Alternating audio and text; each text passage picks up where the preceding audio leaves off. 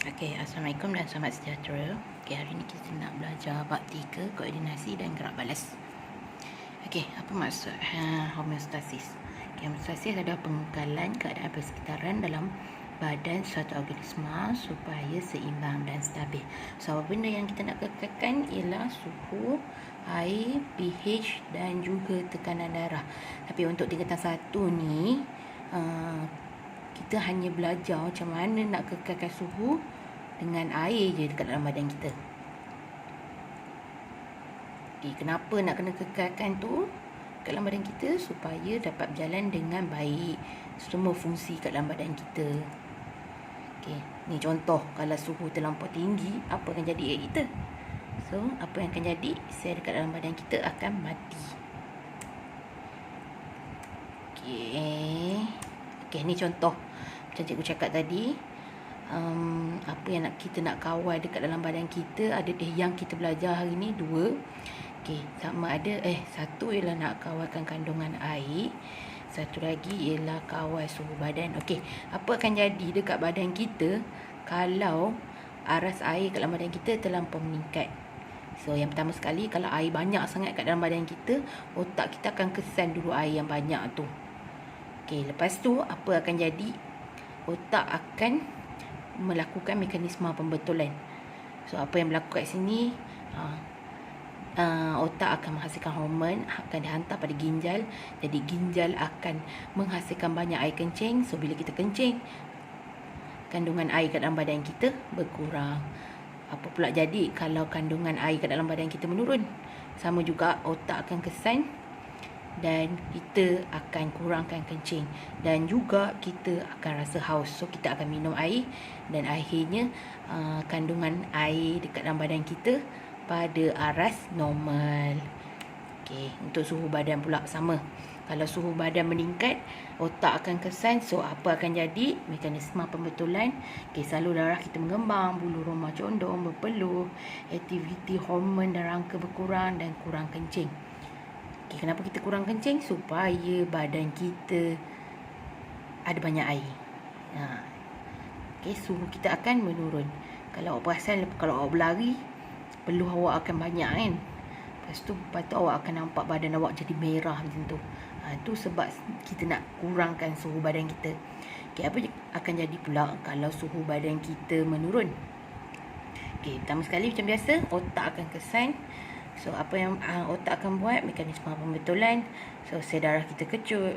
Kalau awak perasan, bila suhu kita berkurang, suhu badan kita menurun, kita akan menggigil. Okay, bila kita menggigil tu, sebenarnya kita nak meningkatkan suhu badan kita. Dan bulu roma kita pun tegak, macam kita nampak hantu. Awak pernah nampak hantu ke? Tak pernah kan? Okay, tu untuk manusia. Sekarang kita tengok untuk haiwan pula. Okay, untuk haiwan macam anjing dan kucing ni, dia tak ada peluh. Jadi macam mana dia nak kalau dia nak kurangkan suhu badan dia? Okay, kucing dia akan jilat badan dia untuk kurangkan suhu badan.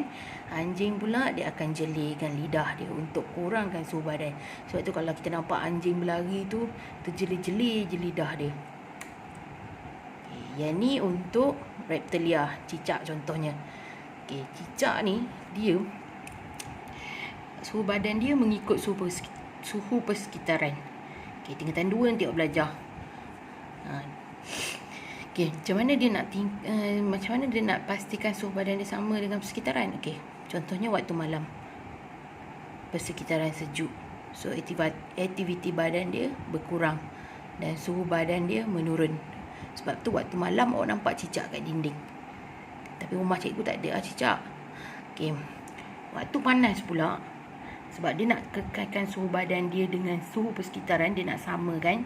Jadi dia kena tingkatkan suhu badan dia. Dia kena panaskan badan dia. So, cara dia nak panaskan badan dia dengan dia bergerak lah.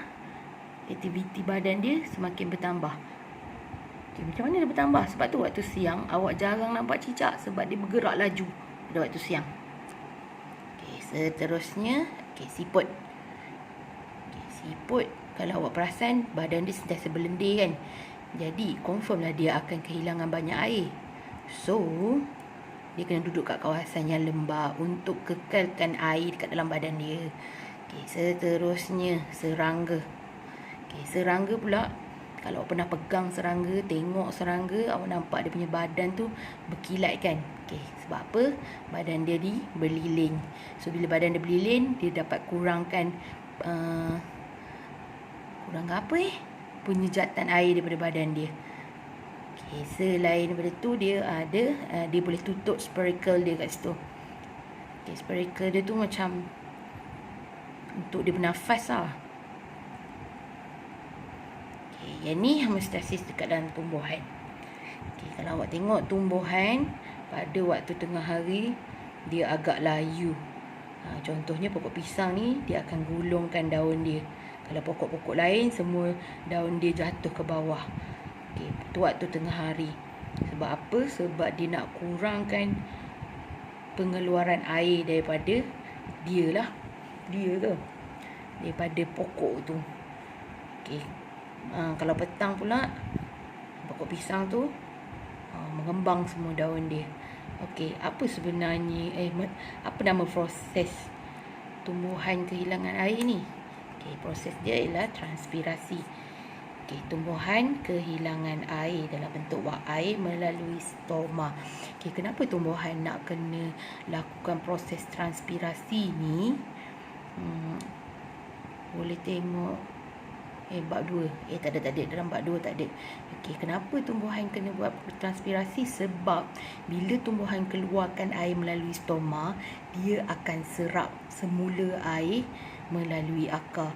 Kenapa tumbuhan nak kena serap air semula daripada akar? Okey, selain daripada dalam tumbuhan tu ada dekat dalam dekat bawah tanah tu ada air, akar juga menyerap garam mineral. So tumbuhan sangat perlukan garam mineral. Jadi sebelum dia nak serap, dia kena keluarkan dulu air tu secara transpirasi. Tapi kalau transpirasi berlaku secara berlebihan, tumbuhan tu layu lah sebab kekurangan air. Okay, ini contoh dia. Kalau tak faham, dia tengok buku teks. Okay, yang ni apa? Okay, yang ni ialah liang stoma. Okey, pada waktu siang stoma akan terbuka, so lebihan air tersejat. Tapi kalau suhu terlampau tinggi, stoma akan tertutup dan kurangkan air tersejat daripada daun. Okey, selain daripada pengeluaran air, stoma ni juga dia macam hidung lah untuk tumbuhan. Pertukaran gas, oksigen dan karbon dioksida juga berlaku di liang stoma. Okay, ni dekat kalau kita duduk kat sekolah boleh tengok ni. Okey, apa pentingnya homeostasis pada kehidupan? Untuk menyediakan kondisi yang optimum untuk mengekalkan keseimbangan badan. So apa akan jadi kalau tak ada homeostasis kat dalam badan kita? Semua badan kita tak berfungsi dengan baik dan akhirnya kita mati. Okey, itu saja homeostasis. Okey, terima kasih.